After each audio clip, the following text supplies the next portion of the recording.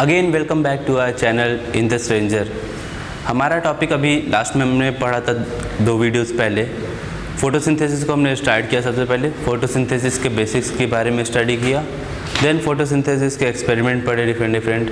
Then उसके बाद हमने क्या पढ़ा, फोटोसिंथेसिस में किस जगह पे फोटोसिंथेसिस एक्चुअली प्लांट में हो रहा है, यानी प्लांट में एक्चुअल साइट ऑफ फोटोसिंथेसिस हम किसे कहेंगे।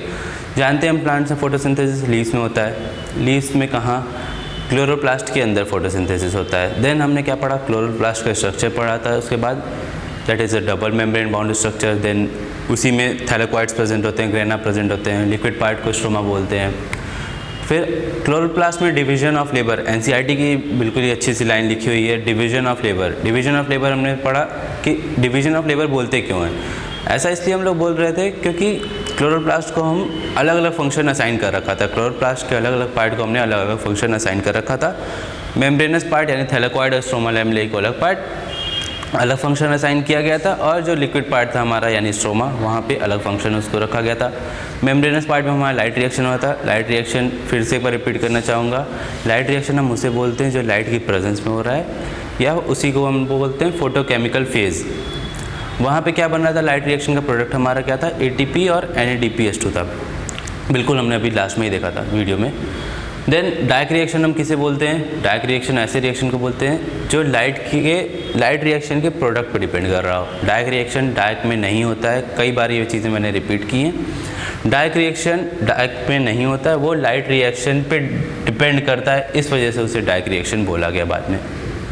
लाइट रिएक्शन का प्रोडक्ट क्या था हमारा, ATP और NADPH। उसके हेल्प से क्या बनाता है, डार्क रिएक्शन में उस एनर्जी को यूज़ करके हम क्या बनाते हैं, कार्बन डाइऑक्साइड का फिक्सेशन कराते हैं, यानी कि कार्बन डाइऑक्साइड से कार्बोहाइड्रेट बनाते हैं। अब क्या हम करने वाले हैं, आज क्या पढ़ने वाले हैं हम लोग, आज हम पिगमेंट्स के बारे में पढ़ने वाले हैं। पिगमेंट्स बताने से पहले एनसीईआरटी की कुछ चीज़ें, पैराग्राफ को एक्सप्लेन करना चाहूँगा। एनसीईआरटी में लिखा गया कि जब भी हम प्लांट्स को ऑब्जर्व करते हैं तो हम देखते हैं कि प्लांट्स किसी एक यूनिफॉर्म कलर का नहीं होता है। प्लांट के जो भी लीफ होते हैं, एक यूनिफॉर्म कलर उनका कोई फिक्स नहीं होता है। अलग अलग लीफ के कुछ पोर्शन अलग पार्ट अलग कलर शो कर रहे होते हैं, कुछ पोर्शन अलग शो कर रहे हैं। न्यू लीव्स अलग कलर शो कर रहे होते हैं, ओल्ड लीव्स अलग कलर शो करते हैं। ऐसा क्यों हो पाता है, ऐसा इस वजह से होता है कि प्लांट्स के अंदर क्लोरोप्लास्ट प्रेजेंट है। क्लोरोप्लास्ट के अंदर कुछ पिगमेंट्स प्रेजेंट होते हैं, वो अलग अलग कलर शो करते हैं प्लांट के साथ। अलग अलग लाइट की प्रेजेंस में अलग अलग लाइट की वेवलेंथ को ऑब्जर्व करते हैं और अलग अलग कलर शो करते हैं। तो सबसे पहले पिगमेंट्स को अगर हम डिफाइन करना चाहें तो पिगमेंट्स को हम क्या बोलेंगे, they are specialised chemical substance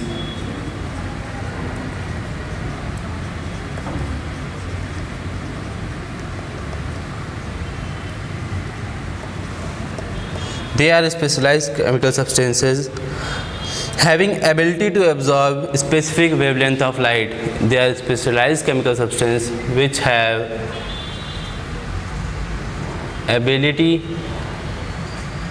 to absorb different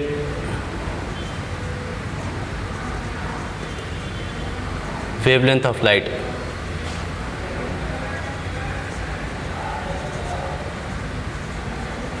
यानी कि पिगमेंट्स जितने भी टाइप के होते हैं वो अलग अलग पिगमेंट अलग अलग लाइट को एब्जॉर्ब करा सकते हैं, अलग अलग लाइट के वेवलेंथ को एब्जॉर्ब करा सकते हैं। अब इन पिगमेंट्स के बारे में हमें पता कैसे चला, मतलब पिगमेंट्स अगर हम प्लांट से एक्सट्रैक्ट करना चाहें, लीफ से एक्सट्रैक्ट करना चाहें तो पिगमेंट को हम कैसे एक्सट्रैक्ट करेंगे। तो एक टेक्निक होती है, एनसीईआरटी में मेंशन किया गया, पेपर क्रोमेटोग्राफी टेक्निक। टेक्निक कुछ इस तरह से काम करती है कि मान लीजिए हमने एक लीफ का मिक्सचर, एक पेस्ट तैयार कर रखा है, लीफ का पेस्ट तैयार कर रखा है। उस पेस्ट को एक जार में रखा गया, उस जार में क्या डिप कराया गया, एक क्रोमेटोग्राफिक पेपर डिप कराया गया। क्रोमेटोग्राफिक पेपर पे लीफ में जो पेस्ट प्रेजेंट है, पेस्ट में क्या होगा, लीफ में क्लोरोफिल पिगमेंट्स प्रेजेंट होते हैं, वो उस मिक्सचर में प्रेजेंट होगा। क्लोरोफिल पिगमेंट अपने मॉलिक्यूलर वेट के हिसाब से क्रोमेटोग्राफिक पेपर पे मूव करना स्टार्ट करेंगे। यानी क्रोमेटोग्राफी पेपर अगर हमारा ऐसा कुछ है और यहाँ हमारा मिक्सचर प्रेजेंट है, इस पे डिप कराने पे क्या होगा, क्लोरोफिल पिगमेंट अपने वेट के अकॉर्डिंग ऊपर की तरफ मूव करना स्टार्ट करेंगे, जिसका मॉलिक्यूलर वेट ज़्यादा होगा वो ज़्यादा ऊपर तक मूव कर पाएगा, जिसका मॉलिक्यूलर वेट कम होगा वो नीचे ही रह जाएगा। इससे हम क्या करते हैं, अलग अलग पिगमेंट को हम एक्सट्रैक्ट करते हैं एक लीफ के मिक्सचर से। देन क्या क्या पिगमेंट हमें मिलते हैं जब ये क्रोमेटोग्राफी एक्सपेरिमेंट कराया जाता है, तो बेसिकली क्लोरोफिल पिगमेंट 4 टाइप के होते हैं, chlorophyll A, chlorophyll B, xanthophyll and carotenoid.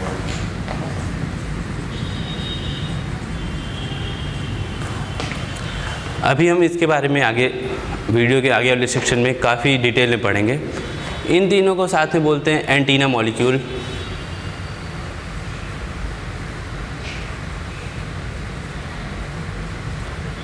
और accessory pigment.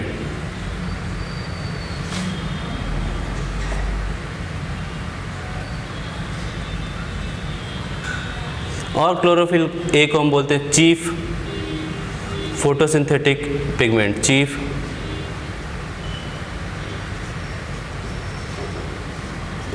Pigment. Chlorophyll A को चीफ फोटोसिंथेटिक पिगमेंट क्यों बोलते हैं, क्योंकि ऑलमोस्ट ऑल फोटोसिंथेटिक ऑर्गेनिजम्स में पाया जाता है। That chlorophyll A is found in almost all photosynthetic organisms. और क्लोरोफिल ए का फंक्शन क्या होता है, जब लीफ पे किसी लीफ पे लाइट पड़ती है, सनलाइट पड़ती है, तो लीफ क्या करता है, इलेक्ट्रॉन्स को एक्साइट कराता है। एक्चुअली इलेक्ट्रॉन एक्साइट कौन करा रहा होता है, क्लोरोफिल ए का मैग्नीशियम। अभी क्लोरोफिल का जब हम डायग्राम देखेंगे तो उसमें देखेंगे मैग्नीशियम प्रेजेंट होता है। मैग्नीशियम ही इलेक्ट्रॉन रिलीज़ करता है। इसी इलेक्ट्रॉन से हमारा क्या होता है, आगे चल के कई सारे रिएक्शन होते हैं फोटोकेमिकल रिएक्शन में, जैसे cyclic and non cyclic phosphorylation. इस वजह से क्लोरोफिल ए को हमने क्या बोला, chief photosynthetic pigment. Chlorophyll B, xanthophyll and carotenoid को हम एंटीना मॉलिक्यूल या एसेसरी पिगमेंट के बोलते हैं, क्योंकि ये क्लोरोफिल ए को एक तरह से प्रोटेक्ट करते हैं। किससे प्रोटेक्ट करते हैं, हाई लाइट इंटेंसिटी से। यानी कि अभी मैंने बताया कि अलग अलग पिगमेंट अलग अलग वेवलेंथ को एब्जॉर्ब करा सकते हैं, तो क्लोरोफिल ए किसी एक स्पेसिफिक वेवलेंथ को एब्जॉर्ब कर सकता है। इसका मतलब जो बाकी वेवलेंथ है वो क्लोरोफिल ए को डैमेज कर सकते हैं। तो इससे बचाने के लिए क्लोरोफिल बी, ज़ैंथोफिल और कैरोटीनॉइड यानी एंटीना मॉलिक्यूल क्या करते हैं, अलग वेवलेंथ, जो बाकी वेवलेंथ जो क्लोरोफिल ए एब्जॉर्ब नहीं कर सकता, उनको एब्जॉर्ब करके क्लोरोफिल ए को प्रोटेक्ट करते हैं। और साथ ही साथ जो वेवलेंथ इन्होंने एब्जॉर्ब किया उसकी एनर्जी क्लोरोफिल ए को दे देते हैं, ताकि वो इलेक्ट्रॉन एक्साइट कर सके। क्या फंक्शन समझा हमने एसेसरी पिगमेंट का, that is helps in protection of chlorophyll A from photo oxidation. Photo oxidation यानी break down of chlorophyll in presence of light. कौन हेल्प करता है इसमें, एसेसरी पिगमेंट या एंटीना मॉलिक्यूल हेल्प करते हैं क्लोरोफिल को प्रोटेक्ट करने में। देन क्लोरोफिल के बारे में कुछ चीज़ें पढ़ लेते हैं, that it constitute about 5 to 10% of chloroplast. Chlorophyll कहाँ प्रेजेंट होता है, क्लोरोप्लास्ट के अंदर प्रेजेंट होता है। अभी तो लोकेशन ऑफ क्लोरोफिल हम लोग देखेंगे डिटेल में। क्लोरोफिल अभी कहाँ प्रेजेंट है, क्लोरोप्लास्ट के अंदर। क्लोरोप्लास्ट के अंदर क्लोरोफिल लगभग 5 से 10% क्लोरोप्लास्ट का कंस्टिट्यूट करता है। यानी क्लोरोप्लास्ट के अंदर जितना भी स्पेस है उसमें 5 to 10% स्पेस कौन ऑक्यूपाई करता है, क्लोरोफिल पिगमेंट्स ऑक्यूपाई करते हैं। Then second point related to chlorophyll is it is structurally similar to haemoglobin. Haemoglobin का स्ट्रक्चर हम देखे हैं सेल उसमें सर्कुलेटरी सिस्टम में हमने उस हीमोग्लोबिन का स्ट्रक्चर देखा है कि सेंटर में एक ग्लोबिन पार्ट होता है, साइड 4 हिम ग्रुप अटैच होते हैं। सेंटर में एक ग्लोबिन चेन अटैच होता है, साइड में 4 हिम ग्रुप कुछ ऐसे ही अटैच होते हैं। ऐसा ही स्ट्रक्चर हमारा क्लोरोफिल पिगमेंट का भी होता है। स्ट्रक्चर हम देखेंगे अभी। सेंटर में मैग्नीशियम रहता है, साइड में चारों तरफ कुछ अलग अलग रिंग्स अटैच रहते हैं। तो इस वजह से it is structurally similar to haemoglobin.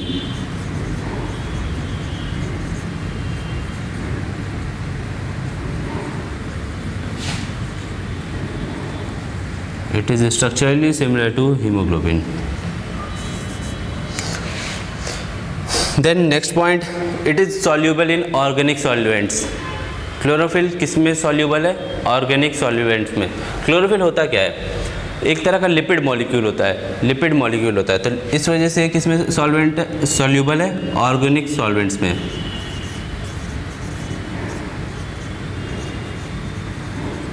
Organic solvents हम लोग जानते हैं किसे बोलेंगे, केमिस्ट्री में पढ़ा होगा, जैसे एसीटोन, ईथर, ये सब क्या है हमारे ऑर्गेनिक सॉल्वेंट्स हैं। और क्लोरोफिल एक्चुअली में प्रेजेंट कहाँ होता है, यानी क्लोरोप्लास्ट में तो प्रेजेंट होता है, क्लोरोप्लास्ट में अंदर कहाँ प्रेजेंट होता है। क्लोरोप्लास्ट के मेम्ब्रेनस पार्ट हमारा क्या था, थैलेकोइड था, तो क्लोरोफिल इज एम्बेडेड इनटू थैलेकोइड।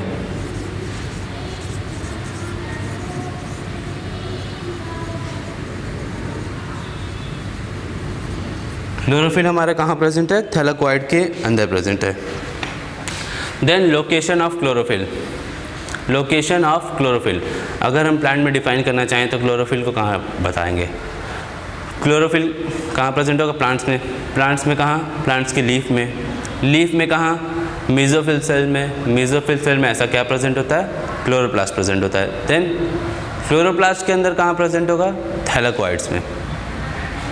तो लोकेशन ऑफ क्लोरोफिल हम क्या बोलेंगे, chloroplast.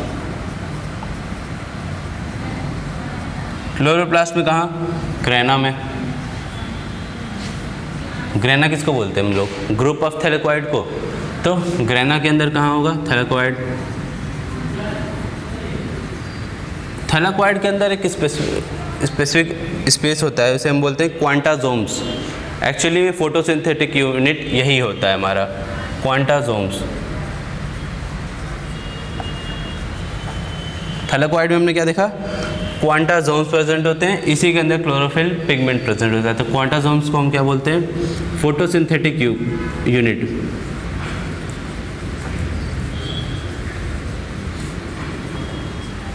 Photosynthetic unit.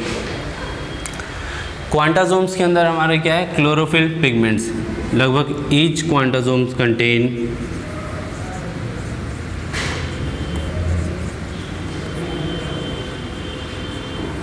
contain 250 to 400 chlorophyll pigments. क्या बोला मैंने, क्वांटाजोम जो कि हमारा फोटोसिंथेटिक यूनिट है, उसके अंदर क्या प्रेजेंट है, क्लोरोफिल पिगमेंट प्रेजेंट है। यानी क्लोरोफिल का एग्जैक्ट अगर हम लोकेशन बताना चाहें तो ऐसे कुछ एक्सप्लेन करेंगे that chlorophyll is present in plants. Plants में कहाँ, लीव्स में, लीव्स में कहाँ, मेसोफिल सेल में, मेसोफिल सेल्स में कहाँ, क्लोरोप्लास्ट में, क्लोरोप्लास्ट में कहाँ, ग्रेना में, ग्रेना में कहाँ, थैलेकोइड में, थैलेकोइड में कहाँ, क्वांटाजोम्स में। क्वांटाजोम में क्या है हमारा, फोटोसिंथेटिक यूनिट है, जिसमें क्या प्रेजेंट होता है, क्लोरोफिल पिगमेंट्स प्रेजेंट होते हैं। आगे हम क्या पढ़ने वाले हैं, क्लोरोफिल का structure and different type of chlorophyll pigments. क्या पढ़ने वाले हैं, क्लोरोफिल का स्ट्रक्चर और different type of chlorophyll pigments. तो वापस से टॉपिक को कंटिन्यू करते हुए आगे पढ़ते हैं। आगे हमें क्या देखना है, स्ट्रक्चर ऑफ क्लोरोफिल। अभी थोड़ी देर पहले हमने देखा क्लोरोफिल का structure is structurally similar to haemoglobin. ऐसा क्यों बोला गया था, हीमोग्लोबिन के स्ट्रक्चर के सिमिलर क्यों है, ऐसा ही कुछ स्ट्रक्चर हीमोग्लोबिन का होता है, मैग्नीशियम की जगह वहाँ क्या होता है, ग्लोबिन, एंड साइड में हीम प्रेजेंट होते हैं, या कि iron containing pigment, iron containing compounds होते हैं। ये क्या है हमारा क्लोरोफिल का स्ट्रक्चर। क्लोरोफिल का स्ट्रक्चर कुछ ऐसा होता है कि सेंटर में इसमें मैग्नीशियम प्रेजेंट है, मैग्नीशियम से अटैच 4 रिंग प्रेजेंट हैं। इन रिंग्स को हम बोलते हैं पायरोल रिंग्स। इन चारों रिंग्स को हम बोलते हैं पायरोल रिंग्स, 4 पायरोल रिंग्स। इस वजह से इसको क्या बोलते हैं, टेट्रा पायरोल भी बोला जाता है। देन ये चारों रिंग आपस में और मैग्नीशियम मिलके क्या बनाते हैं, एक पोरफायरिन रिंग बनाते हैं। यहाँ आप देख सकते हैं ये क्या हमारा मैग्नीशियम पोरफायरिन रिंग, यानी कि चारों पायरोल रिंग प्लस मैग्नीशियम मिलके क्या बना रहा है, जो हेड वाला पोर्शन है हमारा वो क्या बना रहा है, पोरफायरिन रिंग इसे बोलते हैं। ये हमारा हो गया था हेड वाला पोर्शन। देन टेल वाला पोर्शन, टेल वाले पोर्शन में क्या बोलते हैं, ये फाइटोल टेल का बना होता है, यानी हाइड्रोकार्बन्स का बना होता है। नाम काफ़ी सिमिलर है, इस वजह से याद करना ज़रूरी है इसे। क्या बताया अभी तक, structure of chlorophyll. Structure of chlorophyll को हम 2 टाइप में स्ट्रक्चर को डिवाइड किया गया है, 2 पार्ट्स में। पहला पार्ट हेड वाला पोर्शन हो गया, सेकंड टेल वाला पोर्शन। तो पहले टेल वाला पोर्शन देख लेते हैं इस बार। टेल में क्या है हमारा, it is made up of phytol tail which is of hydrocarbons. Then upper portion जो हेड वाला पोर्शन है उसे हम क्या बोलेंगे, पोरफायरिन रिंग। ये चारों मिला के क्या बन रहा है, ये चारों और मैग्नीशियम मिलके क्या स्ट्रक्चर बना हमारा, पोरफायरिन रिंग। और सिर्फ ये जो स्मॉल रिंग्स प्रेजेंट है इन्हें क्या बोलते हैं हम लोग, पायरोल रिंग या टेट्रा पायरोल। 4 रिंग्स प्रेजेंट है, इसमें से टेट्रा पायरोल। यहाँ पे मैग्नीशियम का काम क्या है? मैग्नीशियम का काम ये है कि इलेक्ट्रॉन्स जब भी ये क्या करता है, इलेक्ट्रॉन्स को एक्साइट करता है। कब? जब लाइट एब्जॉर्ब करता है। पिगमेंट्स जब भी लाइट किसी भी स्पेसिफिक वेवलेंथ का एब्जॉर्ब करेंगे तो ये क्या करता है, लाइट एब्जॉर्ब करने के बाद मैग्नीशियम ही अपना इलेक्ट्रॉन रिलीज़ करता है। इसी इलेक्ट्रॉन से आगे हमारा साइक्लिक या नॉन साइक्लिक फॉस्फोराइलेशन होता है। वो चीज़ हम बाद में देखेंगे क्या होता है। मैग्नीशियम का फंक्शन हमें समझ में आया कि ये इलेक्ट्रॉन के एक्साइटेशन में हेल्प कराता है। Then types of chlorophyll. Chlorophyll को बेसिकली किस किस टाइप्स में डिवाइड किया गया है? Chlorophyll A, B, C, D and E। यहाँ पे हम लोग इस चैप्टर में जो क्लोरोफिल के बारे में दिया गया है वो तो पढ़ेंगे ही। इनफैक्ट एनसीईआरटी में जहाँ कहीं भी मेंशन किया गया है क्लोरोफिल के बारे में, चाहे वो क्लास 11th का सिलेबस हो या क्लास 12th का सिलेबस हो, जहाँ कहीं भी क्लोरोफिल के बारे में मेंशन किया गया उन सबको कंपाइल करके यहाँ पे मैंने लिखा है। इसके बारे में स्टडी करेंगे। अब ये चीज़ें कुछ पॉइंट्स प्लांट डाइवर्सिटी में भी दी गई हैं, कुछ पॉइंट्स एल्गी वाले चैप्टर में भी दी गई हैं। इन सब को कंबाइन करके यहाँ पे मैंने लिखा है। अब एक एक करके क्लोरोफिल, टाइप्स ऑफ क्लोरोफिल के बारे में पढ़ेंगे। सबसे पहला type chlorophyll A, chlorophyll B, C, D and E। इन सब का फॉर्मूला भी होता है। फॉर्मूला याद करने की ज़रूरत नहीं है, सबकी याद करने की ज़रूरत नहीं। क्लोरोफिल A और क्लोरोफिल B इन दोनों का फॉर्मूला इंपॉर्टेंट है थोड़ा। बाकी उतनी चीज़ें नहीं पूछी जाती, इस वजह से फॉर्मूला नहीं लिखा गया है। क्लोरोफिल A का फॉर्मूला कुछ ऐसा होता है C55H72O5N4Mg। क्या? C55H72O5N4Mg। क्लोरोफिल B का फॉर्मूला है C55H70O6N4Mg। ध्यान से देखो तो यहाँ हो क्या रहा है, डिफरेंस कहाँ आ रहा है। यहाँ पे 72 हाइड्रोजन था, यहाँ पे 70, यहाँ पे 5 ऑक्सीजन था, यहाँ पे 6, यानी एक ऑक्सीजन बढ़ गया और 2 हाइड्रोजन रिड्यूस हो गए। ऐसा किस वजह से हुआ? क्योंकि यहाँ पे क्या प्रेजेंट है? CH3 ग्रुप प्रेजेंट है, third carbon of second pyrrole ring. कहाँ पे? Third carbon of second pyrrole ring. ये क्या है हमारा? First pyrrole ring, second, third, fourth, चारों पायरोल रिंग है। सेकंड वाले पायरोल रिंग के थर्ड कार्बन पे क्या प्रेजेंट होता है? यहाँ पे हमारा CH3 ग्रुप प्रेजेंट होता है। और सेकंड कार्बन के थर्ड पायरोल रिंग पे यहाँ पे क्या होता है हमारा? CHO ग्रुप प्रेजेंट होता है। इस वजह से यही फॉर्मूला में हम डिफरेंस ऑब्जर्व कर सकते हैं कि यहाँ पे 2 हाइड्रोजन ज़्यादा थे, यहाँ पे 2 हाइड्रोजन कम है और 1 ऑक्सीजन ज़्यादा है। ये हो गया दोनों के फॉर्मूला के बारे में। थोड़े पहले हमने जाना कि क्लोरोफिल A को हम लोग चीफ फोटोसिंथेटिक पिगमेंट बोलते हैं, क्योंकि ये ऑलमोस्ट ऑल फोटोसिंथेटिक ऑर्गेनिजम्स में पाया जाता है। क्लोरोफिल B किस में पाया जाता है? क्लोरोफिल B एल्गी, यूग्लिनाइड्स और हायर प्लांट्स में पाया जाता है। ये एल्गी वाले चैप्टर में मेंशन किया गया है, मैं यहीं साथ साथ पढ़ाते चल रहा हूँ। क्लोरोफिल A लगभग सभी ऑर्गेनिज्म में पाया जाता है। Chlorophyll B algae, euglenoids, higher plants में पाया जाता है। इनमें क्लोरोफिल A भी पाया जाता होगा क्योंकि वो चीफ फोटोसिंथेटिक पिगमेंट है, सभी में पाया जाता है। B किस में हो गया? Algae, euglenoids and higher plants. Chlorophyll C, इसका फॉर्मूला याद करने की ज़रूरत नहीं है। इसमें एक चीज़ इंपॉर्टेंट है, that it lacks phytol tail, यानी जो हमारा टेल वाला पोर्शन था हाइड्रोकार्बन का बना हुआ, क्लोरोफिल C में वो पोर्शन एब्सेंट होता है। And it is present in brown algae, diatoms and dinoflagellates. ये चीज़ें एनसीईआरटी के प्लांट डाइवर्सिटी वाले चैप्टर में मेंशन की गई हैं। Then chlorophyll D is present in red algae, chlorophyll E is present in Xanthophyceae. क्या पढ़ा हमने? 5 टाइप के क्लोरोफिल पिगमेंट्स पढ़े। 5 टाइप में से 2 का फॉर्मूला इंपॉर्टेंट था। क्लोरोफिल A का फॉर्मूला क्या था? C55H72O5N4Mg। क्लोरोफिल B का फॉर्मूला क्या है? C55H72O6N4Mg। क्यों ये डिफरेंस आया फॉर्मूला में? ये हमने देखा कि third carbon of second pyrrole ring पे क्लोरोफिल A में क्या प्रेजेंट था? CH3 ग्रुप प्रेजेंट था। और क्लोरोफिल B में क्या प्रेजेंट है? CHO ग्रुप प्रेजेंट है। Then chlorophyll C, it lacks phytol tail. कहाँ प्रेजेंट होता है? Brown algae, diatoms and dinoflagellates में। क्लोरोफिल D कहाँ प्रेजेंट होता है? रेड एल्गी में। क्लोरोफिल E ज़ैंथोफाइसी ग्रुप में प्रेजेंट होता है। Then carotenoids. कैरोटीनॉइड्स 2 टाइप के होते हैं, कैरोटीन एंड ज़ैंथोफिल।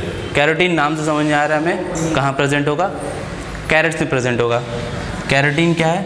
कैरेट्स में प्रेजेंट होता है। और कैरेट में हम जानते हैं क्या होता है? Vitamin A।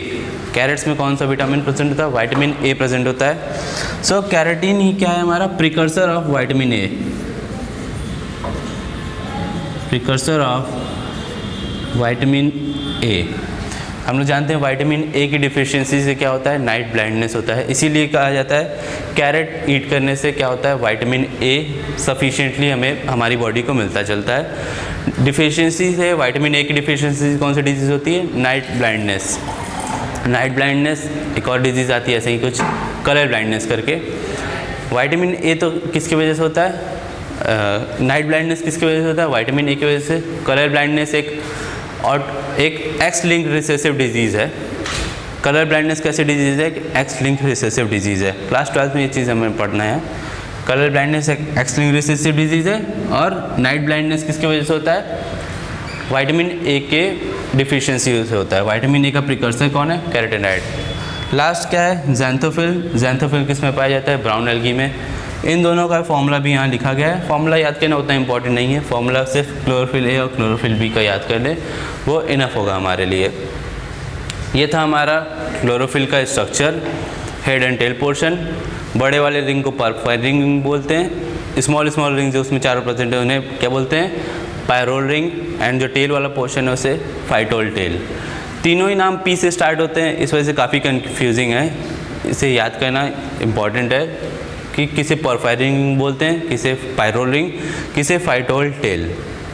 नेक्स्ट पार्ट में एनसीईआरटी में कुछ ग्राफ दिया गया है, उन ग्राफ की स्टडी हम लोग साथ साथ करते चलेंगे। तो आगे अब हमें क्या पढ़ना है, आगे हमें एनसीईआरटी में कुछ ग्राफ दिए गए हैं। पेज नंबर 210 पे टॉपिक 13.14 में साइड में कुछ ग्राफ दिए गए हैं, उन ग्राफ की स्टडी करना है। ग्राफ की स्टडी करने से पहले कुछ टर्म्स आते हैं, उनको समझना ज़रूरी है। तो दो टर्म्स आते हैं, absorption spectrum and action spectrum. थोड़े पहले हमने अभी क्या जाना कि जब भी फोटोसिंथेसिस के टाइम पे प्लांट्स पे सनलाइट एब्जॉर्ब होता है, तो डिफरेंट पिगमेंट डिफरेंट लाइट को एब्जॉर्ब कर सकते हैं। यानी क्लोरोफिल ए का कोई स्पेसिफिक लाइट होगा जो वो एब्जॉर्ब कर पाता होगा, क्लोरोफिल बी का भी ऐसे ही कुछ स्पेसिफिक लाइट होगा जिसको वो एब्जॉर्ब कर पाता होगा। तो ऐसे किस वेवलेंथ पे वो पिगमेंट मैक्सिमम एब्जॉर्प्शन शो करेगा, उसे हम क्या बोलते हैं, एब्जॉर्प्शन स्पेक्ट्रम। इसे हम क्या बोलते हैं, एब्जॉर्प्शन स्पेक्ट्रम।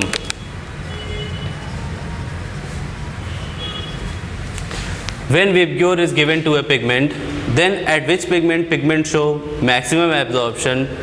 ऐसे कौन से वेवलेंथ पे पिगमेंट मैक्सिमम एब्जॉर्प्शन शो करेगा, उसे हम क्या बोलते हैं, एब्जॉर्प्शन स्पेक्ट्रम। उसी तरह एक और टर्म आता है, उसे हम बोलते हैं एक्शन स्पेक्ट्रम। एक्शन स्पेक्ट्रम का मतलब है किस वेवलेंथ पे फोटोसिंथेसिस के टाइम पे मैक्सिमम ऑक्सीजन रिलीज होगा। फोटोसिंथेसिस में ऑक्सीजन रिलीज होता है, हम जानते हैं। तो ऐसे किस वेवलेंथ पे pigment maximum oxygen release show करेगा, वो होगा हमारा action spectrum. At which wavelength pigment show maximum release of oxygen, that is known as action spectrum. क्या जानना है हमने अभी तक, दो चीज़ें जानी, एब्जॉर्प्शन स्पेक्ट्रम किस वेवलेंथ पे मैक्सिमम एब्जॉर्प्शन होगा, एक्शन स्पेक्ट्रम यानी किस वेवलेंथ पे मैक्सिमम ऑक्सीजन का रिलीज होगा। अब आइए चलिए ग्राफ को देखते हैं। ग्राफ पहले ग्राफ में दिखाया गया है, तीन पिगमेंट्स हैं, chlorophyll A, chlorophyll B and carotenoids. Graph में दिखाया क्या गया है कि किस वेवलेंथ पे, यानी कि एक्स एक्सिस पे हमारा क्या दिया गया है, वेवलेंथ। वाई एक्सिस पे दिया गया है कि किस पिगमेंट पे किस वेवलेंथ पे कितना लाइट को एब्जॉर्ब किया जा रहा है। तो ध्यान से देखिए कि हर बार वेवलेंथ 400 to 500 वाले रीजन में ही एब्जॉर्प्शन पीक शो कर रहा है, और ग्राफ के एंड में देखें तो वापस से लगभग 600 to 700 वाले रीजन में ही ग्राफ पे क्या दिखा रहा है, पीक शो कर रहा है। इसका मतलब पिगमेंट्स किस एरिया में लाइट को एब्जॉर्ब कर पा रहे हैं, 400 to 500 एरिया, यानी कि 430 के आसपास ये रीजन है। ग्राफ के एंड वाले पोर्शन में लगभग 680 के पास ये रीजन आता है। हम जानते हैं कि 400 वाला जो रीजन है वो हमारा ब्लू लाइट का होता है। रेड लाइट का रीजन हमारा कौन सा होता है, लगभग 700 नैनोमीटर वाले वेवलेंथ के आसपास का होता है हमारा रेड रीजन।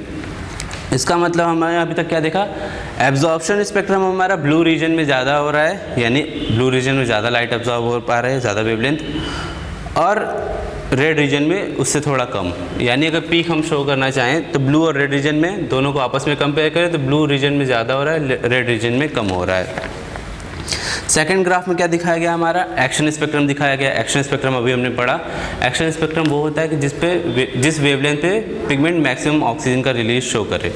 तो यहाँ पे भी कुछ ऐसा ही हो रहा है, 400 to 500 रीजन में क्या हो रहा है, पीक शो हो रहा है, देन 680 के आसपास वापस से पीक शो हो रहा है। लास्ट एक्सपेरिमेंट में क्या, लास्ट ग्राफ में क्या दिखाया गया है, क्लोरोफिल ए वाले ग्राफ को और एक्शन स्पेक्ट्रम ग्राफ को कंपाइल कर दिया गया है। देख सकते हैं हम यहाँ पे क्लोरोफिल ए किस एरिया में पीक शो कर रहा है, ब्लू एरिया में, उससे कम किस एरिया में शो कर रहा है, रेड एरिया में। एब्जॉर्प्शन स्पेक्ट्रम था ये। एक्शन स्पेक्ट्रम भी कब शो हो रहा है हमारा, ब्लू एरिया में और रेड एरिया में। इसका मतलब ब्लू रीजन क्या करता है, ज़्यादा फोटोसिंथेसिस के फेवरेबल होता है, रेड रीजन कम होता है। ये हम एंगलमैन के एक्सपेरिमेंट में भी देखे हैं, वहाँ पे भी बैक्टीरिया कहाँ एक्यूमुलेट हो रहे थे, ब्लू रीजन में ही एक्यूमुलेट हो रहे थे। एक अच्छे से क्वेश्चन मैं आपसे पूछना चाहूँगा, हम देख रहे हैं यहाँ पे कि थर्ड वाले ग्राफ में हम ऑब्जर्व कर सकते हैं कि एब्जॉर्प्शन स्पेक्ट्रम ऑलमोस्ट नील है, यानी कि 500 to 600 वाले रीजन में एब्जॉर्प्शन स्पेक्ट्रम ग्राफ बिल्कुल एक्सिस को टच करते हुए जा रहा है, यानी बहुत कम एब्जॉर्ब कर रहा है। लेकिन जहाँ पे एब्जॉर्प्शन नहीं हो रहा है वहाँ पे भी ऑक्सीजन रिलीज़ हो रही है। 500 to 600 वाले रीजन में हम देख सकते हैं भले ही वहाँ एब्जॉर्ब नहीं हो रहा है लेकिन वहाँ पे कुछ ऑक्सीजन रिलीज़ हो पा रहा है। तो ऐसा क्यों हो पा रहा है, इसका आंसर आप खुद से सोचिए। इसका आंसर ये होगा कि क्लोरोफिल ए तो वहाँ एब्जॉर्ब नहीं कर पा रहा होगा। क्लोरोफिल ए का रीजन क्या है, ब्लू रीजन और रेड रीजन। सेंटर वाले रीजन में क्या है, क्लोरोफिल ए लाइट एब्जॉर्ब नहीं कर पा रहा है, तब भी क्यों एक्शन स्पेक्ट्रम शो कर रहा है, तब भी क्यों ऑक्सीजन का रिलीज शो कर पा रहा है। ये इसलिए हो पा रहा है, थोड़े पहले हमने बात की एंटीना मॉलिक्यूल की। एंटीना मॉलिक्यूल क्या करते हैं, जो वेवलेंथ क्लोरोफिल ए एब्जॉर्ब नहीं कर पाता है उन वेवलेंथ को एंटीना मॉलिक्यूल एब्जॉर्ब करता है और अपनी एनर्जी किसको देता है, क्लोरोफिल ए को। फिर क्लोरोफिल ए क्या करता है, इलेक्ट्रॉन रिलीज़ करता है, वापस से ऑक्सीजन रिलीज़ होने लगता है वहाँ पे। ये एक्सपेरिमेंट हम लोग बाद में देखेंगे, प्रोसेस देखेंगे बाद में कैसे ऑक्सीजन रिलीज़ होता है। अभी इसका रीज़न ये था कि भले ही वहाँ पे एब्जॉर्प्शन नहीं शो हो रहा है लेकिन तब भी वहाँ पे ऑक्सीजन रिलीज़ हो रहा है। ऐसा क्यों हो पा रहा है, क्यों, एंटीना मॉलिक्यूल की प्रेजेंस से। तो on the basis of graph chlorophyll A हमारा क्या है, चीफ फोटोसिंथेटिक पिगमेंट, जो कि क्या करता है, इलेक्ट्रॉन रिलीज़ करता है। एसेसरी पिगमेंट क्या करते हैं, absorb wider wavelength of light, यानी वो वेवलेंथ ऑफ लाइट जो क्लोरोफिल ए एब्जॉर्ब नहीं कर पाता है उनको एब्जॉर्ब करते हैं और अपनी एनर्जी किसको दे देते हैं, क्लोरोफिल ए को। साथ साथ क्या करते हैं, they protect chlorophyll A from photo oxidation, यानी कि जो वेवलेंथ एब्जॉर्ब नहीं हो पा रहा है वो वेवलेंथ क्या कर सकता है, क्लोरोफिल ए को डैमेज कर सकता है। यही होता है फोटो ऑक्सीडेशन, यानी break down of chlorophyll in presence of light. इससे कौन प्रोटेक्ट करता है, हमारा एंटीना मॉलिक्यूल प्रोटेक्ट करता है। एंटीना मॉलिक्यूल या एसेसरी पिगमेंट में काफ़ी इंपॉर्टेंट फंक्शन होता है कैरोटेनॉइड का। कैरोटेनॉइड भी कैसा था, एसेसरी पिगमेंट में ही आता है। कैरोटेनॉइड का फंक्शन क्या है, जब भी हाइड्रोजन का ब्रेक डाउन होता है जिसको हम फोटोलिसिस ऑफ वाटर बोलते हैं, ऑक्सीजन के ब्रेक डाउन से क्या रिलीज़ होता है, एक नेसेंट ऑक्सीजन रिलीज़ होता है। नेसेंट ऑक्सीजन हम जानते हैं, केमिस्ट्री में पढ़ा होगा। नेसेंट ऑक्सीजन बहुत ही रिएक्टिव होता है, ये क्लोरोफिल ए को डैमेज कर सकता है। क्या होता है, फोटोलिसिस ऑफ वाटर में क्या होता है, ऑक्सीजन रिलीज़ होता है, ये एक इंडिविजुअल ऑक्सीजन एटम है, ये क्या कर सकता है, ये क्लोरोफिल ए का ऑक्सीडेशन करा सकता है, यानी उसको डैमेज करा सकता है। कैरोटेनॉइड का फंक्शन क्या है, कैरोटेनॉइड जो कि एक एसेसरी मॉलिक्यूल है, ये क्या कराता है, दो नेसेंट ऑक्सीजन को कंबाइन करके एक ऑक्सीजन मॉलिक्यूल बनाता है। यही ऑक्सीजन मॉलिक्यूल फिर इन्वायरमेंट में रिलीज़ हो जाता है। अगर कैरोटेनॉइड इनको कंबाइन ना करे, यानी नेसेंट ऑक्सीजन को कंबाइन ना करे, तो ये ऑक्सीजन क्या कर सकता है, क्लोरोफिल ए को हमारे डैमेज कर सकता है। ये हुआ इस ग्राफ के बारे में। साथ ही साथ चीज़ें जो मैंने अभी बोली है ये एनसीईआरटी में दी गई है पेज नंबर 211 पे। इस वजह से एनसीईआरटी बिल्कुल पढ़ें, साथ ही एनसीईआरटी को बिल्कुल पूरे अच्छे से पढ़ें। मिलते हैं तब हमारे नेक्स्ट वीडियो के साथ। Till then, thank you.